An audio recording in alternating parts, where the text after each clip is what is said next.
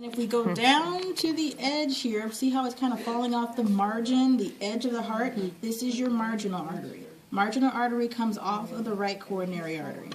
If we go back here to the middle, and imagine, as I said before, that from this aorta you have these blood vessels that are coming right down the middle. So from the aorta, this red artery that comes down is your anterior interventricular artery.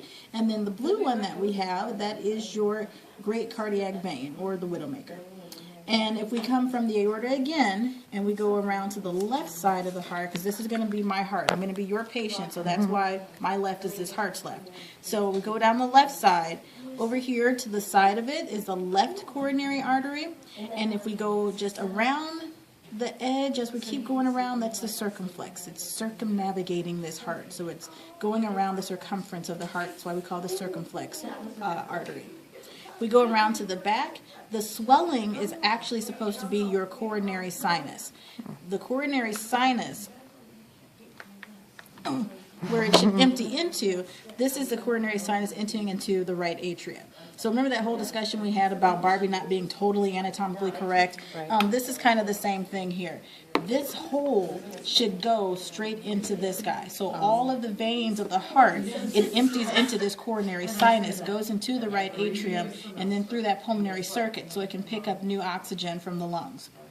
So the swelling, the way I show it in your lab practice, is I stick a sticker there and say, name this blood vessel, and you say coronary sinus.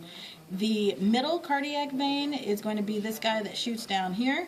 And then you have your posterior interventricular arteries are the red ones here. And they should not have this gap between them. They should all be in there.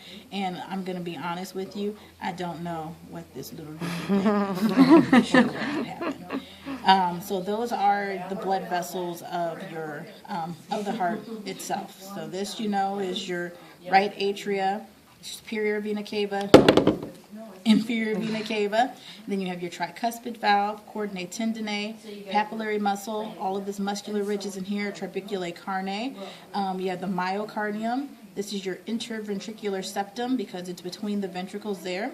When we go up through the pulmonary semilunar valve to the pulmonary trunk, and then you have your left and your right pulmonary arteries, and then the left and the right pulmonary veins pick up oxygenated blood, dump it into the left atria through the mitral or bicuspid valve, past these chordinae tendineae into the left ventricles, pumps up through the aortic semilunar valve to the aorta, goes to all the parts of the body. Next lab practical we'll learn is this is a brachiocephalic artery, and then you have your common carotid arteries and subclavian arteries, but that's for another lab practical. Well, thank you. Right. We'll stop there. Yes, All right. thank you so much. you. That was You're wonderful. welcome.